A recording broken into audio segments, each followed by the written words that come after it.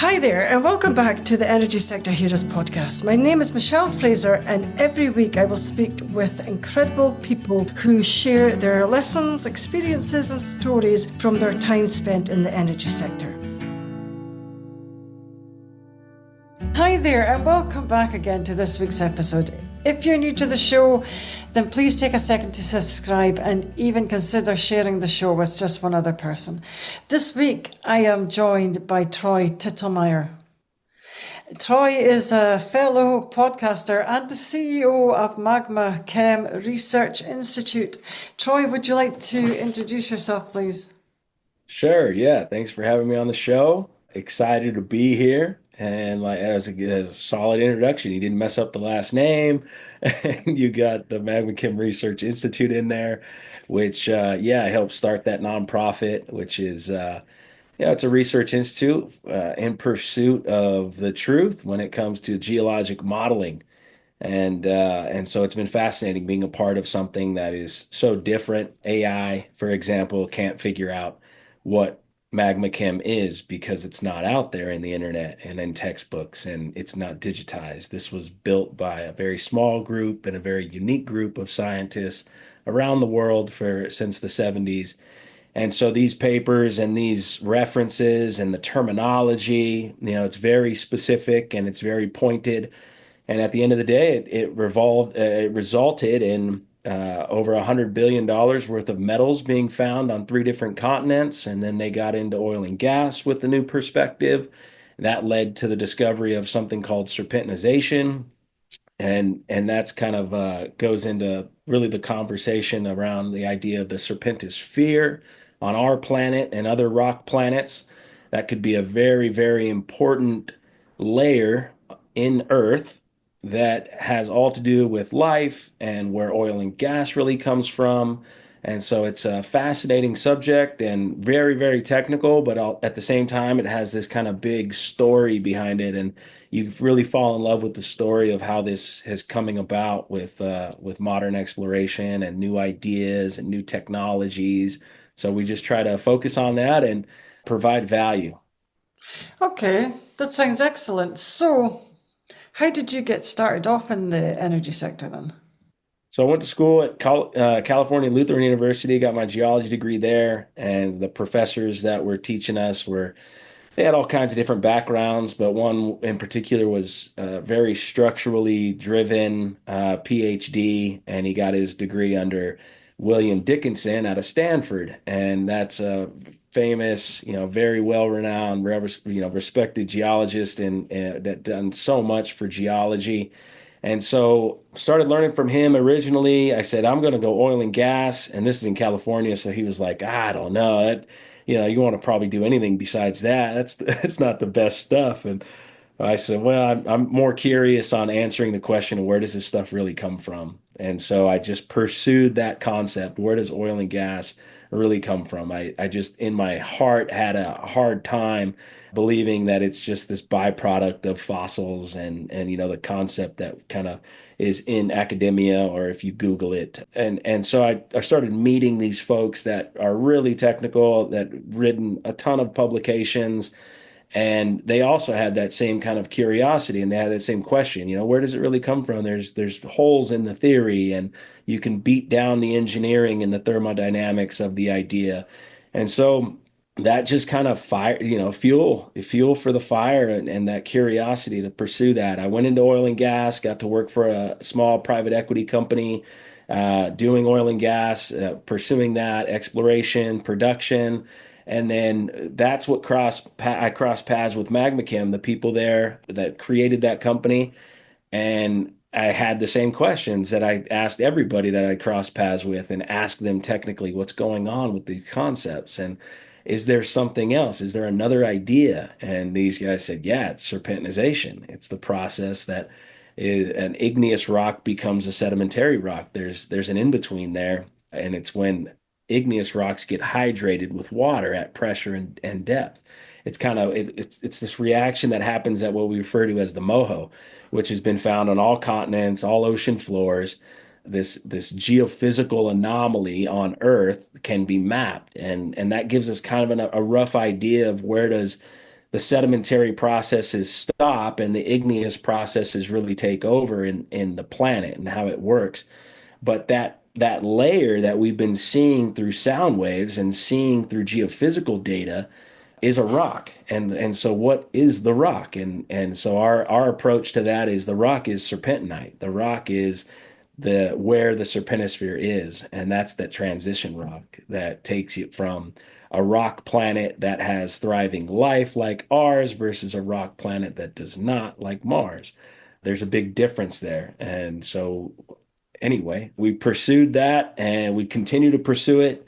We implement that theory and those thoughts into the geologic models that we use to predict what we go after today, whether it's lithium brines, oil and gas, mining with metals, copper, silver, and gold.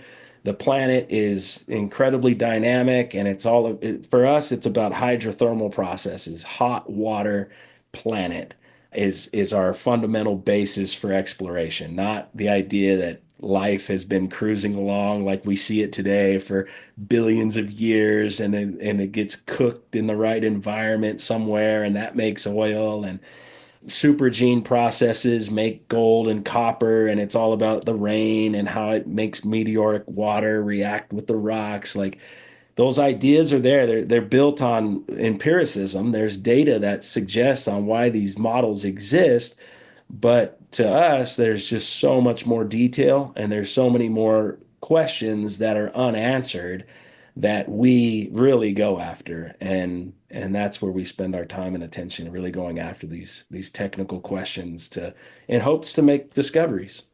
Okay, so where does oil come from then? Well, oil comes from something called kerogen at the end of the day. We can all agree at that point that kerogen, the rock kerogen, is where oil comes from. If you asking the question, where does kerogen come from, we can get into a serious rabbit hole on a podcast. Kerogen has been found on asteroids and comets. Kerogen is an interesting, very, very interesting substance. It was originally described by a geologist or chemist. His last name was Crum. Can't remember his first name, but it was like 1903 or something. And he just said it was a waxy substance, is what kerogen was.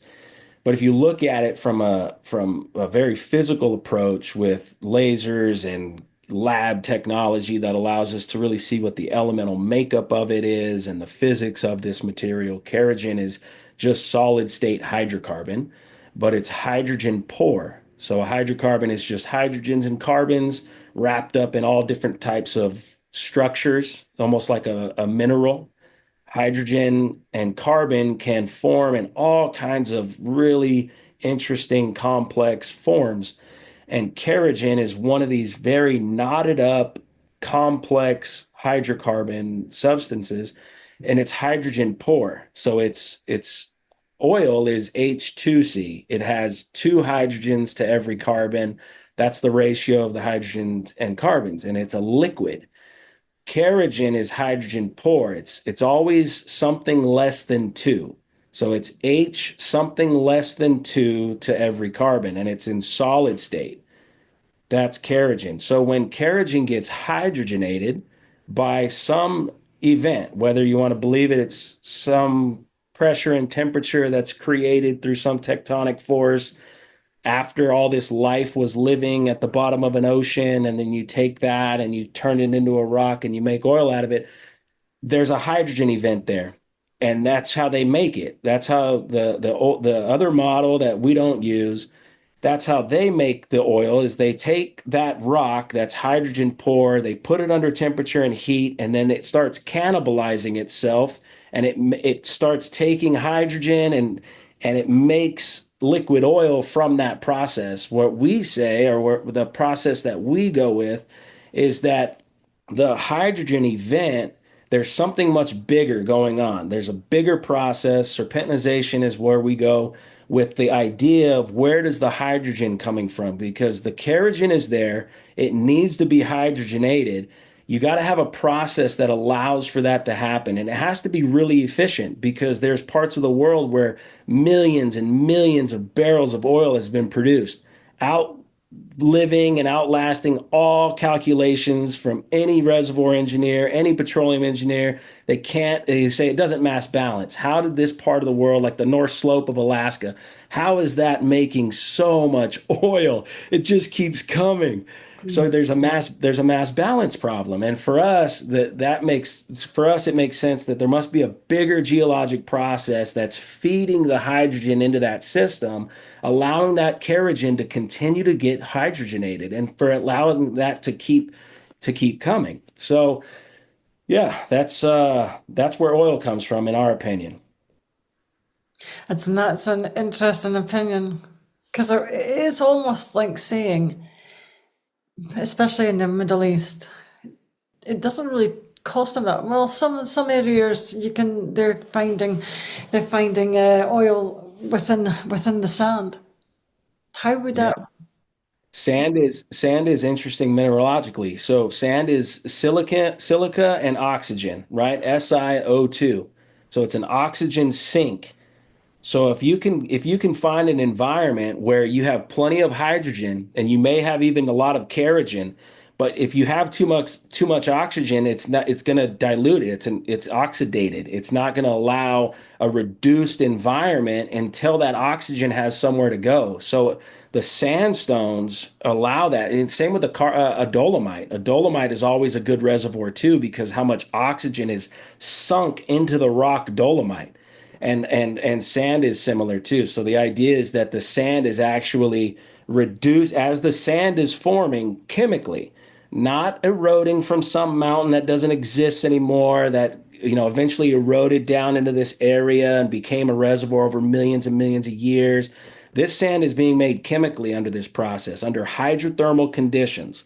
The sand is dropping out as temperature and pressures are reaching whatever that needs to be for sandstones to start forming, for sand grains to start precipitating out of a high energy, high dense liquid that starts to make physical precipitates. And the sand is SiO2, so it's an oxygen sink. So when you strip that oxygen out of that environment, the hydrogens have to go somewhere, and kerogen is really, really hydrogen poor. So where does it go? It goes to the kerogen. It hydrogenates the kerogen. That's why we believe that sandstones are so important to oil and gas reservoirs. The sand is so important to making this reaction happen. You need an oxygen sink, just like the dolomites or the carbonates. These are oxygen sinks. Okay, that is interesting. That is really interesting. So, what made you go? What attracted you into working in this area then? Into geology. Yeah. That's a big story. I went through a really bad accident, and when I went back to undergrad, I said I want to be an engineer. I want to be a mechanical engineer, and then I went through a real bad accident, and I recovered, and I learned a lot about the body, and just in recovering from that, I kind of had a reset, and I thought, okay, mechanical engineering, or what do I really want to do? And I had a mentor at the time who worked for a big company in California, oil and gas company. He was a chemist, and I just started asking questions, I guess. And I learned that there's geologists. I learned that there's this position where you can study the earth and its processes and try to put that into a model that you can do engineering on and you can do calculations on and try to make predictions based on some model, which is just an approximation of reality. So I was learning that. I thought, man, this is very interesting. And I bought a textbook off eBay for like $1. It was like one of the first editions of Intro to Geology or whatever.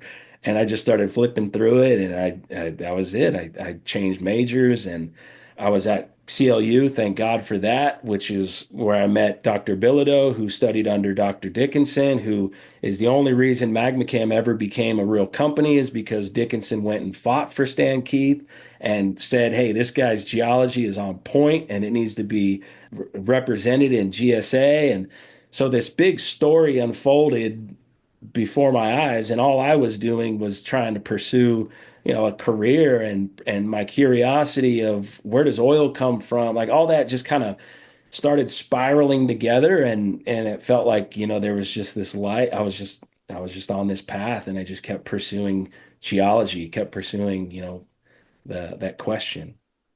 Because there is a lot of younger audience listens, and they could be thinking about changing majors as well. Do you regret changing majors? Was it a big decision for you?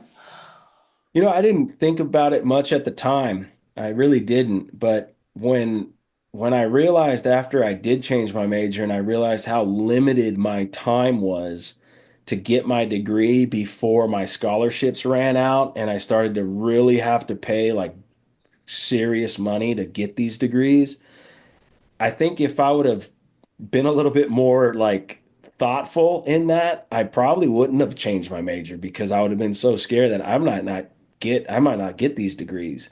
I might not graduate because there's no way I can afford private school, like private undergrad institution in California. It was really expensive and I didn't have that thought. I just did it. And then I said, what do I got to do? And they said, you got to take chemistry, physics, calculus, structure, sed strat. I'm like, oh my gosh, like how am I going to get through how am I going to get through all this? I was taking crazy amount of courses just to graduate on time. But the professors helped me. I stayed after class and I worked with them and I asked them and they realized like, okay, like maybe he's not an A's across the board, but this dude's putting in some serious effort. And I only ended up with one C in calculus two, kicked my ass. Everything else was A's and B's. And I put everything I had into the fact that I know this is where I need to be, or this is where I think I need to be. Let's go get this degree and get it done.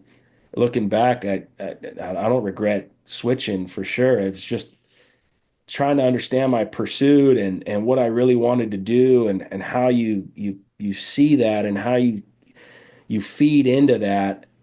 I don't know. I don't know if it's luck or what that was. I mean, but I was definitely fortunate enough to to find that before my last 2.5 years of finally going, this is the degree I'm going to get.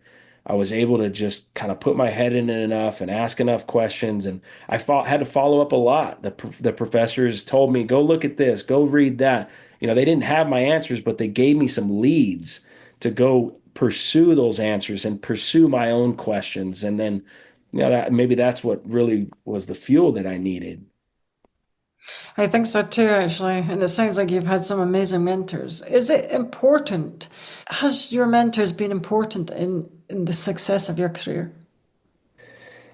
Yeah, yeah, for sure, for sure. Just yeah, yeah, someone who seems at all levels, to be successful. They have a family, they have a great paying job, they've done this for years and years, and they got this high position in a company. All these things that you might perceive as success as a young kid or a young man, and then to see the love, in the form of care, in the form of guidance, in the form of I am busy, but I'm gonna take your phone call. All right, hey, let's meet up this weekend. Like a mentor is vital. Yeah, I think to success.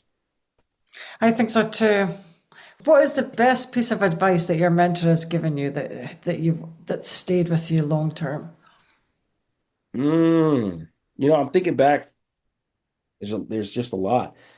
Hate to have dead air on that and not have a ready to go answer, but I think one of the most important ones that I've found, it wasn't one of the first bits of advice that I got. It was later in my career from a mentor that I still work with every day. And his was, you got to have humility and you need to be persistent. And I think those two things for at least the past 3 to 5 years, I think I've been implementing the most is that, enthusiasm is great and that gets you along the way, very, very good. But, persistence at the end of the day is not always like rainbows and, roses and all that stuff. Like you got to persist through, what feels like very difficult, challenging times. But so you can't just go through it with a smile and you're just going to get through it. Like that doesn't work. But and persistence was huge, and then humility, being able to kind of laugh at your mistakes and laugh at yourself for, what may have felt like failure and stuff. But as everyone knows, when you just give it time and you let it eat at you, it's doing that for a reason. You can look back and you just shake your head. You're like, sheesh. What? Yeah, you totally did make a mistake there. Like you just missed it. You were over enthusiastic, or you think about it and why you made those mistakes. But if you can't laugh at yourself for those things, you're gonna end up being a fucking old, like worn out, not happy person. And no, like we're innocent. Our pursuit of truth and our pursuit in like being scientists and engineers and trying to make value and create wealth in areas that don't have it, and in the pursuit of discovery, like there's innocence there, and you got to go out there and you got to take risk. And yes, you're not always going to have it right. Don't beat yourself up about it. Don't take it out on other people that may have, you feel like, caused the problem. Like, no, just have humility, stay persistent. And that is excellent advice, actually. So, what has been your best highlight of your career so far? I think my professional career so far, I would definitely say it's the patent that I helped co-invent. I think is a really really big deal, and we're working on that all the time and trying to develop what's really going on there more and more. So I think that's the contribution to a U.S. patent is the biggest thing that I've done so far. I've created opportunities for several different companies and some ideas that we were able to get further along and get more well supported, and there's a lot of excitement in many different things that we're doing as professionals and companies that I've helped start and help be a part of. But I think right now that's probably the biggest one for sure is that patent. Yeah, and that sounds amazing. Do you love everything about your career? Has there been any downsides that you've experienced, and how do you deal with them? Um, yeah, there's downsides, I think, in the I think as an exploration geoscientist and someone who also works on the day to day with, the pump is going bad and it's because it was this type of metal and this kind of seal and all the details that happen in production and to make things profitable versus the vision, and I think it's hard to look back and to not think that I wasn't quite prepared for the vision versus reality as an exploration geoscientist, as someone that sees what it could be 10 years from now and wholeheartedly believes it and has all the pieces in your mind that, that's going to happen, and then realizing, well, how that happens is there's someone that's got to take a lot of financial risk with you. You got to have all your ducks in a row from a business standpoint. You got to be able to sustain your part of that responsibility and the day to day, staying focused on that. So I think the hardest thing was that just realizing that the visions are are almost, you dream every night that here's what it's going to be, but the day to day, the grind of making sure that point goes to this point, and then when a left turn happens or a right turn happens, how do you stay on track with that big vision and you don't let it fizzle out, you don't let it, come to an end because you didn't foresee this problem that now exists and it seems like it's dead, but you just got to keep persistent and you'll work through it. You'll find another path that gets you further down that vision. I think that's the hardest thing is just seeing the vision, but having a vision versus reality and realizing that you have many days and a lot of time and effort to make that vision happen, and you better be totally pot committed. Otherwise, you're wasting time. I think so too. Do you think that? You can overcome maybe a detour. Oh yeah. Yep. Yep. Every single kind. Self-inflicted, backstabbed, natural disaster. So many in every shape and form, every single one of them, without question, it just forms into something that's slightly different than what your model was predicting, and some of that stuff you do let go. Some of that stuff you say, nah, this is just not it, and you've done everything you can, and this project's just not, it's not what you thought it was, and you get to that realization too. But yeah, being able to work through whatever that problem is and having the patience and the resilience to allow it to work its way into what it becomes. Yeah, it's that's part. I think that's it. I think that's the journey, right? Like everyone dreams of the big house or whatever your dream is at the end of the road, but you got to remember that the journey and the day to day and the hour to hour is also it, and being present in that and learning from that. That it started out as this and now it's ending like this. It's fascinating how that goes and how it turns into what it really is after getting through that. I don't know if I answered your question, but But what is your tip then for staying present? I think that the tip I would say today is it's the challenge of staying motivated and staying active on what it is. There's so many distractions, and some of them are good, and some of them are total distractions. Social media for one is, I think, a major distraction, and it's just because you're mentally exhausted and you can just open your phone and be entertained by a swipe, and then you feel sad, a swipe and you feel happy, a swipe and you're laughing, a swipe and you feel love. Like you just like get this crazy 5 minute reel, and you just fired up all your dopamine and all these different feelings, and you were literally just in the middle of writing like a federal grant on how to change the world or whatever you're working on, right? But then you get this distraction, and it's really difficult to get back into that space where you're feeling motivated and you feel like you really are making a difference as a person, as your mind, your creativity, your thoughts and actions are going into this problem, and you're making a difference. Like that is staying present. That is an active brain. That is not idle hands. Like don't did I lose you? Yeah, no, you're still there. I was going to ask you actually as well, is where do you see the future of the oil and gas? How do you see the energy sector evolving? Specifically oil and gas? Well, and renewables as well. How do you Yeah. see it all working together?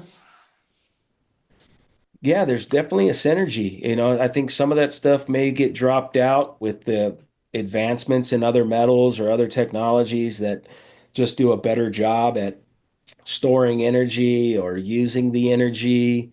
I think oil and gas has a lot more advancements in it than what it's been. I think there's been a lot of waste in the way we've done it since the early 1900s, right? We're a little over 100 years and to kind of figuring out how to drill and produce oil and gas. But there's so many products that come from that now that are intertwined in our daily operation to make something else work, whether it's solar, wind, some other type of renewable thing that's going to produce the electricity we need. I think the reality of oil and gas and the way it's become such a staple in what we do and how we do it, there will always be a place for that. And as reservoirs deplete, you're always going to need some reserves. You're always going to need to have somewhere to go for more oil and gas. And so it's exciting, I think, that we have a new model that's coming in and approaching this in more effective ways, maybe, and more predictable ways, so it's less waste. We can find new reserves. and then the infrastructure will work itself out. And what are we actually doing with the oil and gas? Maybe we don't always use oil and gas for just simply electricity. Maybe hydrogen becomes a lot bigger of a deal, and you can use hydrogen fuel cells, which has a byproduct of water and heat. Like that sounds great. Let's go find a place where we can make hydrogen electricity. That seems very clean and very efficient. Oil and gas is a lubrication, and it runs the old mill that just keeps everything running, allowing us the opportunity to develop new ideas like lithium batteries or whatever the next new style of battery technology is going to be. I think that's what is I see. I see that we have a well ran machine. It can be better. We can definitely do it cleaner. We can do it more efficient. Let's focus on that. Let's do that. As well as let's figure out the batteries. What's really going to store this energy that we make every day. So we rely less on the day to day. We got to get that oil and gas out of the ground. It can't stop because the machine that's making the electricity, you have to feed that nonstop in order for the lights to constantly be able to work. We don't have a good storage, way of going about this. We can make it in many different ways, but it's the storage of energy. So we don't have to rely so much on that grind to feed the electricity to the planet. That's what I see. I see that we're not there yet. We can get better at everything we do. We can improve our science and our understanding of the natural processes. And then I think in the near future, the next generation is going to build better battery, more reliable energy storage so that we can use it more effectively. I do agree with that. I think it's work in progress, though. Hmm. Yeah, I think so too. So, what advice would you give to any new graduates coming into the energy space? I would say for for graduate students that are coming into energy is you're needed for one. You are very, very much needed. We need people who go to sleep and wake up thinking about the energy problems. You need to be hardworking. You need to figure out ways to not be distracted when you're working on a problem. Don't rely on AI to fix the problem. Just use it as a motivator to keep you locked in, to answer those questions that you may have a little quicker, but to keep focusing on the real problems, the technical real problems that don't have clear solutions. There's so much more growth that we can have. There's so much more of an impact that you can make as an individual on this planet. Go out and be that person. Go out and pursue that. Okay, you touched on a really interesting point. Do you think that AI is going to have a big impact in the engineering space? AI, I think 100% has its place, especially in what we call the great gap, right? We have all these 70, 80-year-old that did it all, built it all, and they're retiring. They're dying and they're retiring. And then you got this big gap that we talk about where it's like not a lot of people were getting those degrees, and like geology is a perfect example of that. And then you have this newer generation of 40 sub 40-year-olds and all that stuff. So AI, I think, is a great motivator. It's a great tool, and it's for facts, for detailed factual information. But as far as the ability for it to make logical decisions in layers, not just one logical thought about what you ask it, make a reason, do some reasoning on this.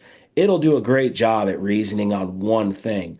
But when you tell AI to try to reason on this and think about these other seven layers that it has to deal with, it can't. AI has fallen on its face time and time again. And we work with AI at MagmaChem Research Institute, trying to make it think like the geologists who put that layered logic together. And it starts to get confused big time, big time. So AI is great for what it is, which I think it's factual things, it's very focused things. But if you're trying to get AI to think of some new idea and integrate it with all these like other things and create something? I don't think so. I think you're just spinning and maybe it can come up with something, but that's the human error. The human is so much more powerful in the ability to integrate information and create new ideas or sustain enough information to propose that new idea that needs to be funded and tested. I think that's where the human really is at. You build your levels with AI, you use it for motivation, you use it to stay on track. You can ask the robot, "Hey robot, I need the equation that gets me, thermodynamics. Tell me the thermodynamics of this or that." It's great at factual things, but the human has to be able to put it in the layers of logic and make the integrations from compartmentalization. It's got to be the human that does that. Okay, so it's not going to be taking over many people's jobs then in the future.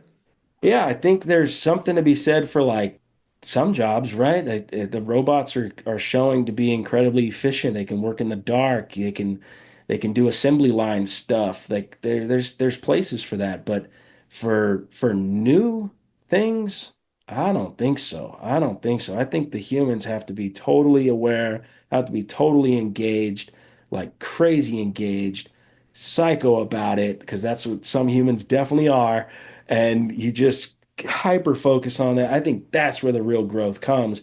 And AI is just a tool for these amazing advancements that we're going to see over our lifetime. I think so too. Right, I'm going to wrap things up there. I was going to ask you maybe one final question, which I've not asked anybody for a while actually. If you could turn back time, would you actually change anything?